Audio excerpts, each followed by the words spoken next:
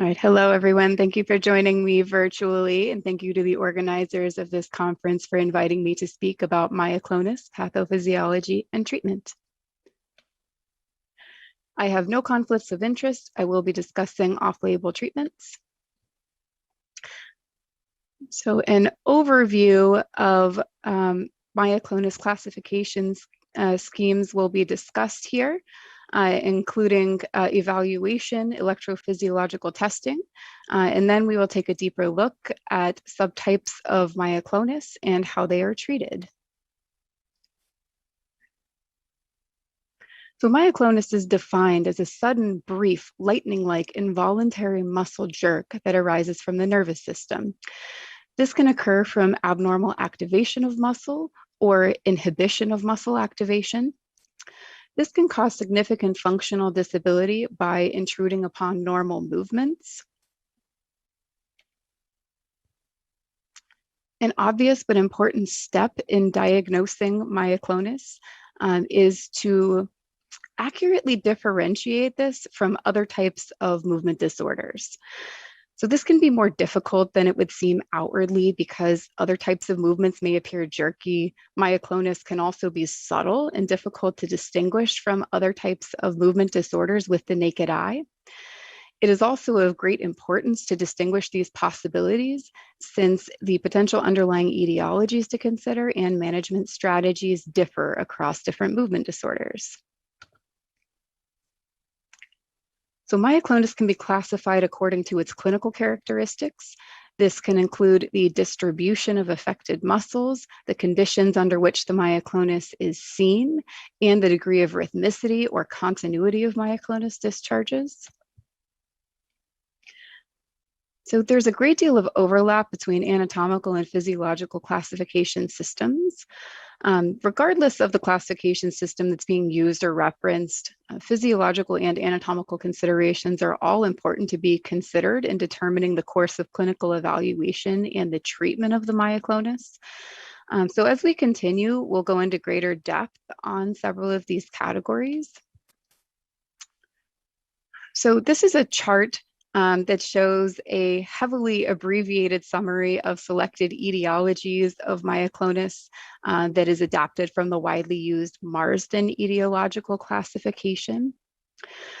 So you can see that even with considerable abbreviation, this presents a really staggering array of potential causes of myoclonus. At the most broad level, these categories are divided into primary etiologies, including physiological myoclonus, such as hypnic jerks and hiccups, essential myoclonus, such as myoclonus dystonia syndrome, and epileptic myoclonus, including progressive myoclonic epilepsy. Below are secondary or symptomatic myoclonus, which is a very diverse category, including everything from genetic storage diseases to neurodegenerative disorders, to infectious, autoimmune, paraneoplastic, and toxic metabolic causes. So the goal of classification of myoclonus by etiology is to distinguish primary versus secondary myoclonus, as we've just mentioned, to the end of identifying a reversible cause. This is really a pinnacle in determining how to treat and manage myoclonus. So due to the very diverse array of these etiological considerations we've just seen, a very comprehensive workup is often needed. So this can include toxic considerations like copper levels, heavy metal levels, metabolic like renal and liver function, infectious considerations. This may include CSF evaluation in selected cases. Inflammatory or paraneoplastic etiologies may need to be tested for. In select cases, genetic evaluation may be warranted. So when available, electrophysiological testing is a very helpful component of clinical workup. So the basic techniques that we use include surface EMG, and that's multi-channel surface EMG and simultaneous recording of EEG tracing. EEG EMG back averaging can be performed to help identify evidence of cortical localization. Our overall goals are to identify myoclonus and distinguish this from other movements, as well as to determine the neurophysiological subtype and better localize the anatomy of myoclonus. This diagram here on the left shows a surface EMG tracing that is of a voluntary ballistic movement performed by a healthy volunteer who was instructed to move his or her extremity as quickly as possible. Then on the right, by comparison, we have a myoclonus discharge. So we take note of the difference in the overall duration of these two discharges and in the rise time. And we can see how this can be used to identify myoclonus as compared to other types of movement. So putting some of these components together, this is a basic algorithm for evaluating myoclonus with a kind of real world clinical evaluation situation in mind. So as with any neurological evaluation, we begin with a thorough history and physical examination. And then guided by this, a diagnostic evaluation is launched, which, as we mentioned, should include electrophysiological testing if this is available. Depending upon the situation, the neurophysiological classification and etiology may end up prompting additional diagnostic workup to lead to a more conclusive diagnosis, and this may also influence treatment. So step one in treating myoclonus is first to find and treat any potential reversible cause. It's important to note that that depending on what is found, not all myoclonus may need to be treated. So our step two is determining whether debilitating symptoms are present or have persisted after addressing reversible causes. Then step three is to consider initiation of symptomatic treatment for debilitating symptoms that persist. So this should be guided by neurophysiological classification, anatomical localization, and specific etiological considerations. So cortical myoclonus can occur at rest, with action, or induced by stimulus, so termed reflex myoclonus. We see hyperexcitability of the sensory motor cortex reflected in the electrophysiological findings. It's been proposed that cortical myoclonus exists on a spectrum with focal motor seizures with entities like progressive myoclonic epilepsy and epilepsia partialis continue as examples of this. So the electrophysiological features are really what distinguish and confirm cortical localization of myoclonus. So the most notable features are a short duration of discharges, like we saw on the previous slide, of less than 50 milliseconds. And really, the defining feature of cortical myoclonus is the detection of a time-locked EEG cortical sharp wave over the contralateral sensory motor cortex. So here we see an example. So this is data from a routine electrophysiological study. So incidentally, this study was actually ordered to evaluate a suspected tremor. So this study really shows the utility of neurophysiology in properly classifying movement disorders and identifying myoclonus. So just to orient us, on the left side of the screen, here we have a tracing of surface EMG discharges. On the bottom here, we have the right wrist extensor groups, and just above that, right wrist flexor groups. And then on top, we have a C3 EEG tracing. We can see here that multiple myoclonus discharges are identified in the superimposed upon this background of tonic activation within the right wrist extensor and flexor muscle groups. Here on the other side of the screen, we show results of EEG EMG back averaging. So on top here, we have an averaged myoclonus discharge from the right wrist extensors. And here on the bottom, we have a cortical sharp wave that is identified from within that C3 EEG tracing that confirms a cortical localization of these myoclonus discharges. So cortical myoclonus treatment. All of the agents listed in this table have been reported as useful in treating cortical myoclonus.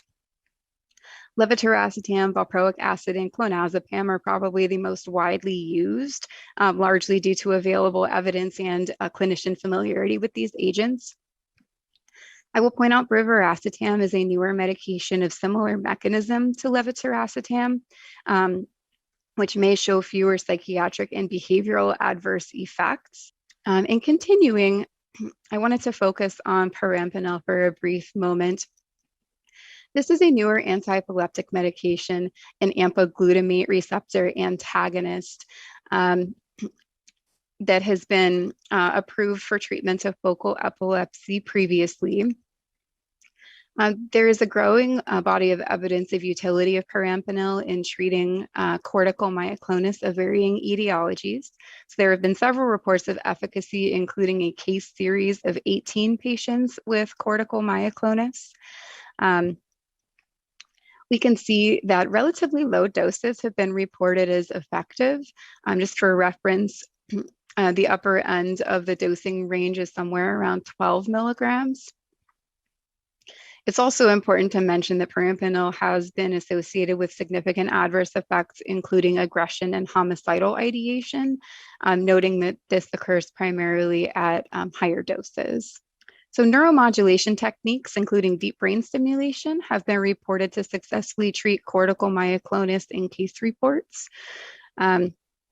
So for medically refractory post-hypoxic myoclonus, this has been treated successfully using bilateral globus pallidus interna and bilateral ventral intermediate nucleus of the thalamus targeting.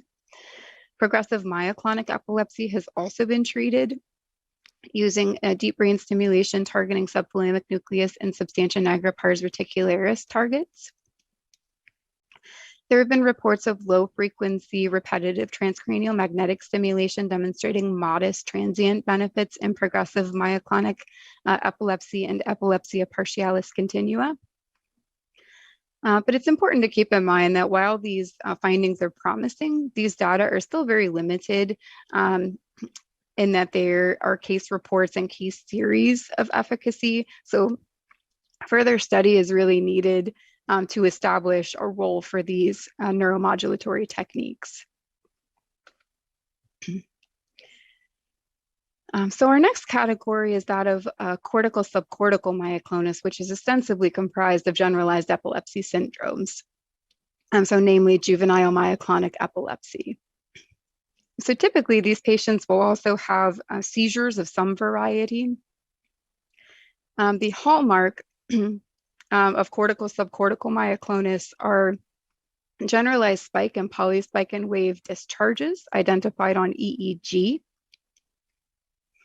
Surface EMG discharges when seen are brief in duration, usually less than 100 milliseconds, and are time locked to these generalized spike and polyspike and wave discharges on EEG.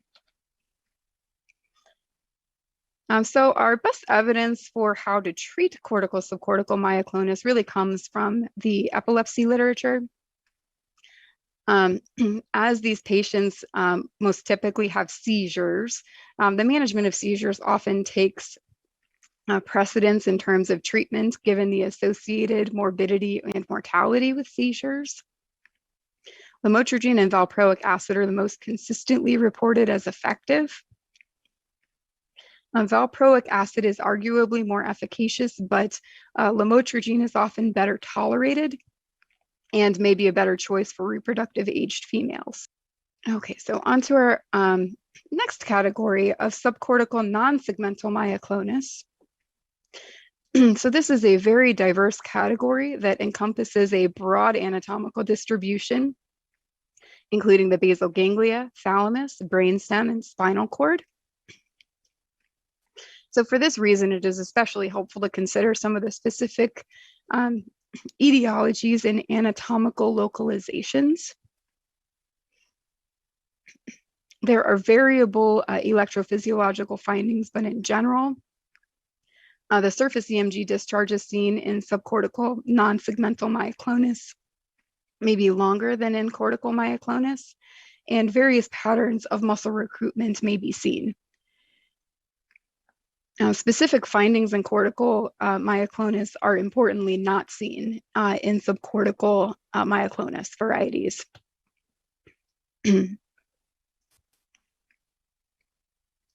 So myoclonus dystonia syndrome is a genetically based disorder of abnormal basal ganglia and cerebellothalamic pathways.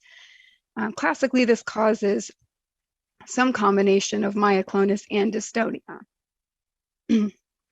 Classically, this is also reported to be exquisitely responsive to ethanol. Clonazepam, therefore, has often been used due to its GABAergic effects. So zonisamide has actually demonstrated efficacy in a double-blinded randomized controlled trial looking at 23 patients with myoclonus dystonia syndrome. Deep brain stimulation targeting the globus pallidus interna and ventral intermediate nucleus of the thalamus has also demonstrated efficacy in treating myoclonus dystonia syndrome across small case series and isolated case reports. It's reported that globus pallidus interna may produce fewer adverse effects. So reticular reflex myoclonus is another variety of subcortical non-segmental myoclonus. This is rare but worthy of mention just due to its unique electrophysiological characteristics. This is localized in the brainstem and has been reported in association with uremia and hypoxia. This may be stimulus sensitive. So short duration surface EMG discharges are seen with sequential activation of brainstem innervated muscles. There are rare reports of generalized EEG discharges, which raise some question about the pathophysiology and relation to seizures.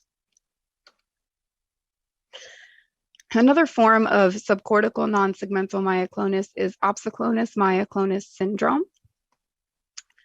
I bring this up mainly to illustrate the importance of treating the underlying cause of myoclonus.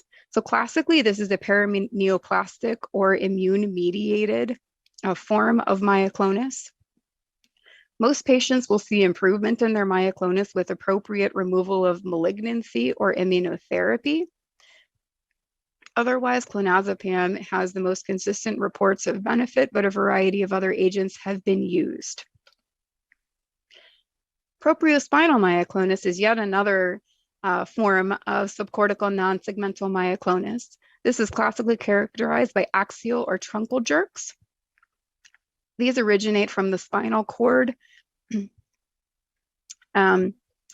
Surface EMG discharges are seen arising from a particular spinal level, usually in the thoracic region, with a concurrent rostral and caudal spreading pattern. Propriospinal myoclonus has classically been seen in association with compressive spinal cord lesions. However, more recent literature has identified that many cases of axial jerks that were presumed to be propriospinal myoclonus are in fact functional in etiology. In fact, it has been demonstrated and reported that the electrophysiological patterns seen in propriospinal myoclonus can actually be mimicked on a voluntary basis by healthy volunteers. So moving on to our next category of subcortical segmental myoclonus. This is generated at a particular discrete segment of the nervous system, usually in the brainstem or spinal cord.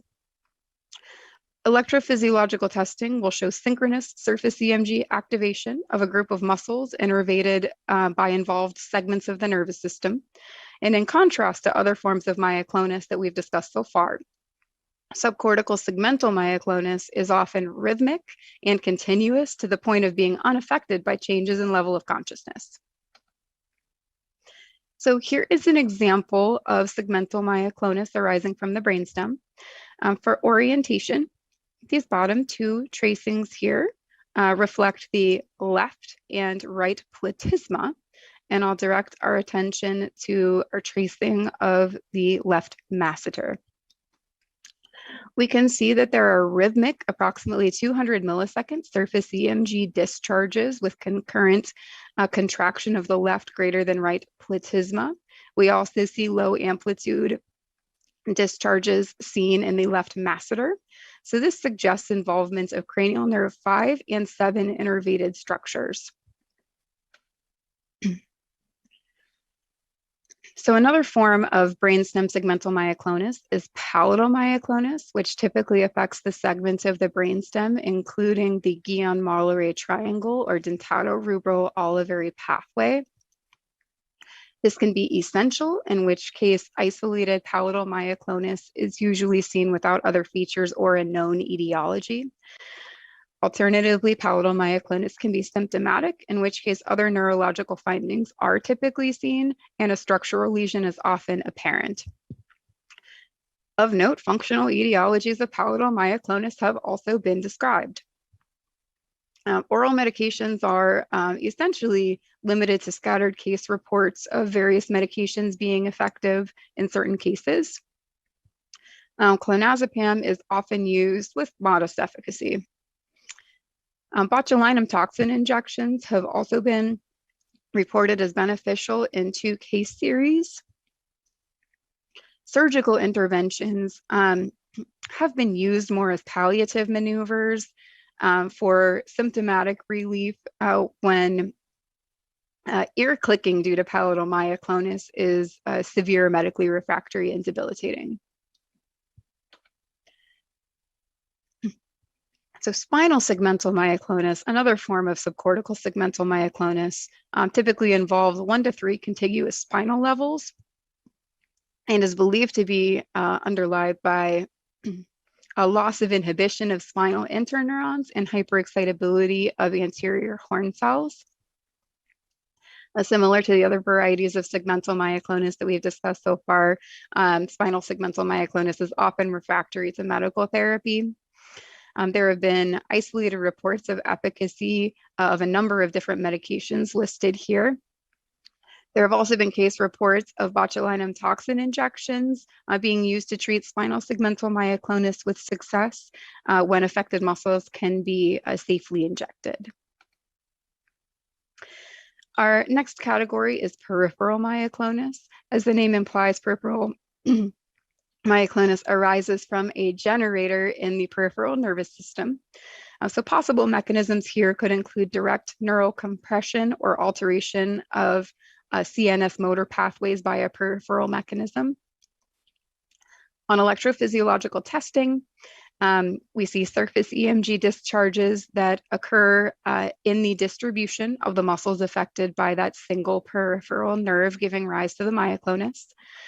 This may be rhythmic or semi-rhythmic and can occur on an intermittent basis. Botulinum neurotoxin injections can be useful given the highly focal distribution of the affected muscles. The most commonly formed seen of peripheral myoclonus is hemifacial spasm. This often occurs in relation to vascular compression of the cranial nerve 7 near to the root exit zone in the brainstem. So oral medications that can be used include gabapentin and carbamazepine, which show modest efficacy but do carry potential for adverse effects. So for these reasons, botulinum toxin injections are often regarded as first-line therapy for treating peripheral myoclonus due to hemifacial spasm. Affected cranial nerve 7 muscles, typically in the face and neck, could be easily and safely injected with botulinum toxin.